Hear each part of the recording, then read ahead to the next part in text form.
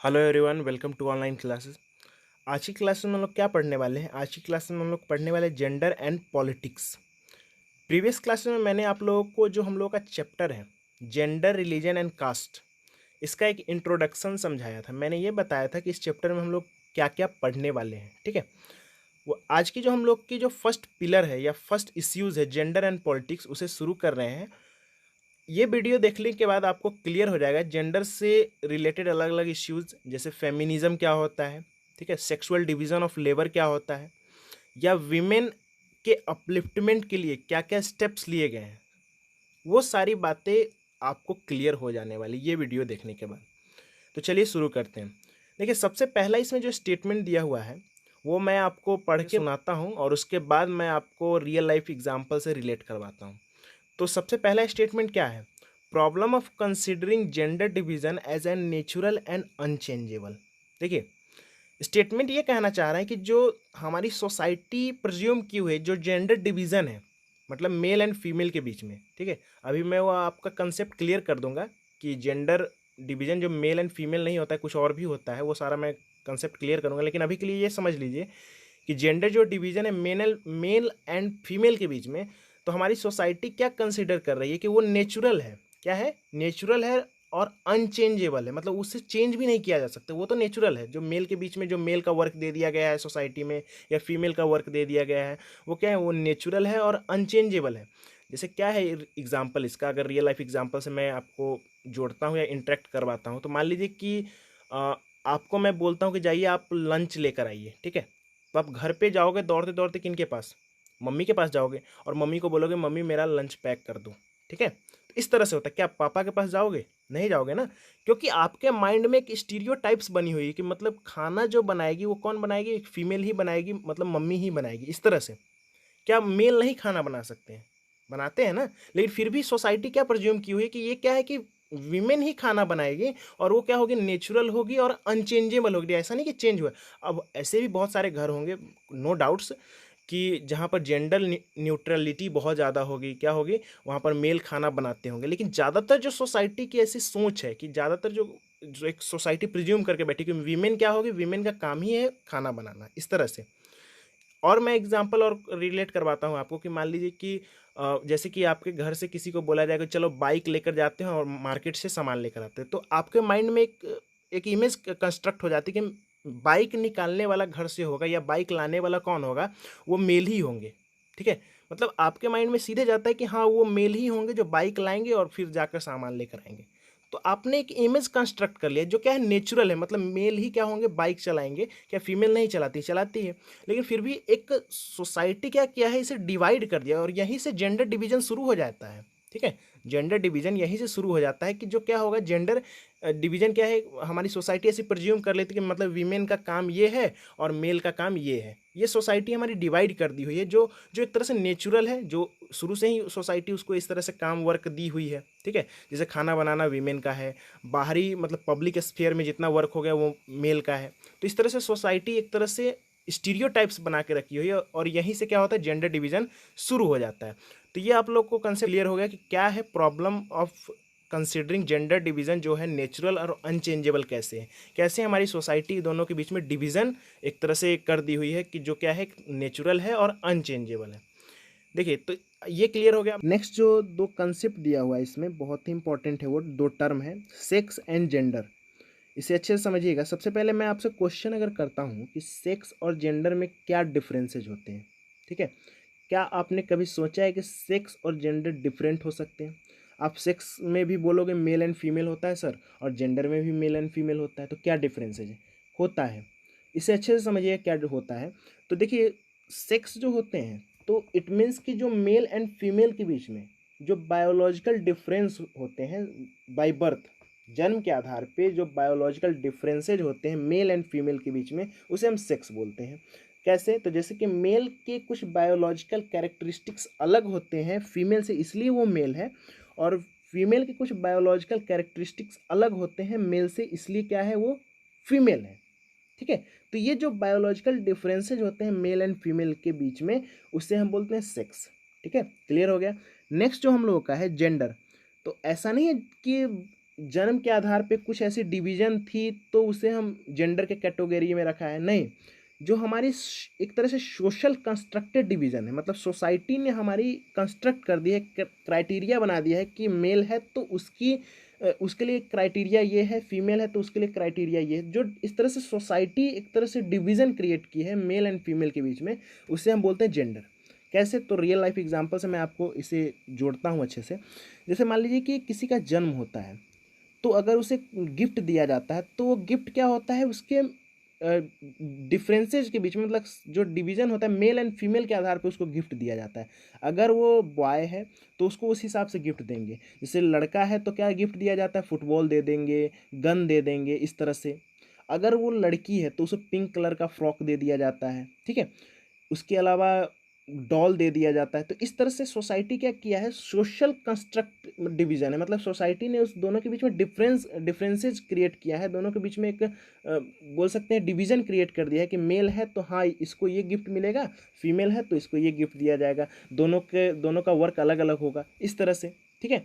तो ऐसे कभी आप सोचे भी, सुनने को भी आया होगा कि लड़के कभी रोते नहीं हैं, ठीक है, और लड़कियां रो रही हैं तो सोसाइटी बोलती है कि लड़कियां हैं इसीलिए रो रही है, क्या दिक्कत है, लड़की है तो रो रही है। तो इस तरह से क्या हुआ है कि जो सोशली कंस्ट्रक्टेड डिवीजन है, मतलब कि जो सोसाइटी ने प्रिज्यूम किया है, जो अ, जन्म के बाद, बर्थ के बाद जो एक तरह से डिवीजन क्रिएट होती है सोसाइटी में मेल एंड फीमेल के बीच में, तो उसे हम जेंडर के कैटेगरी में रख सकते हैं।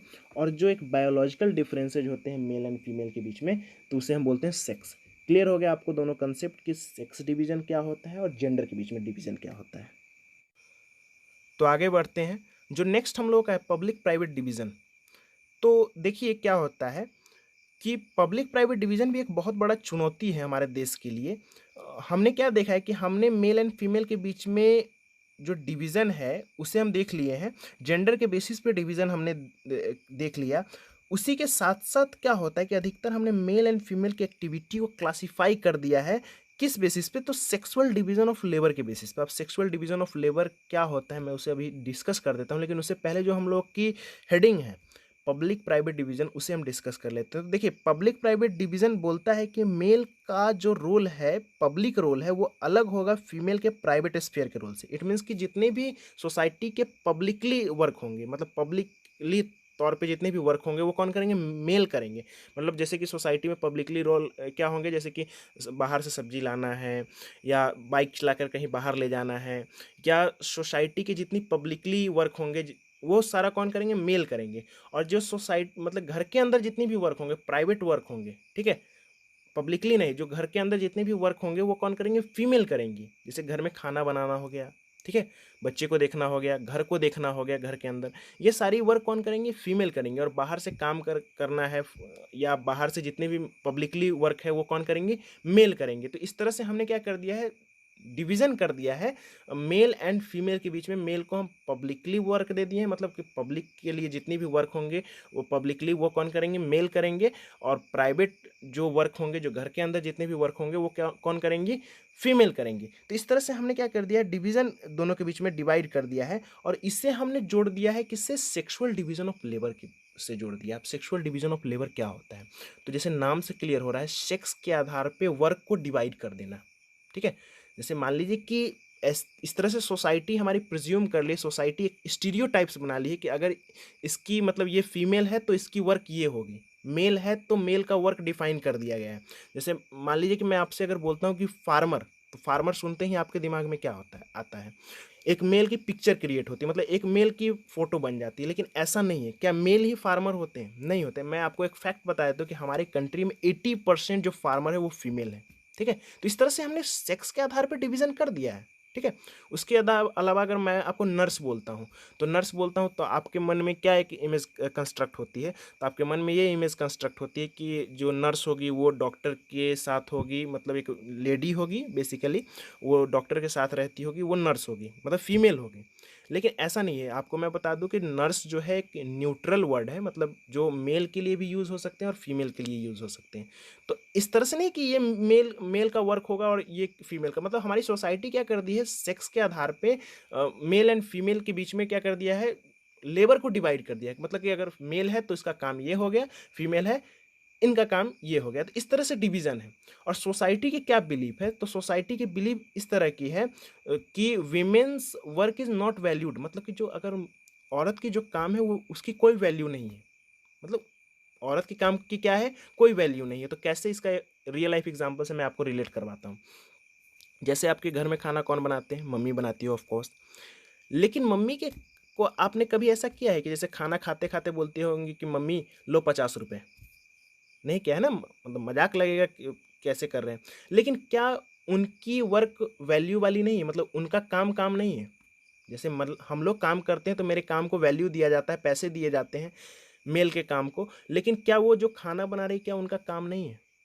उनके वर्क, उनको वर्क नहीं करना पड़ रहा है? करना पड़ रहा है ना। लेकिन क्या किया जा रहा है, उसके वर्क को वैल्यू नहीं दिया जा रहा है।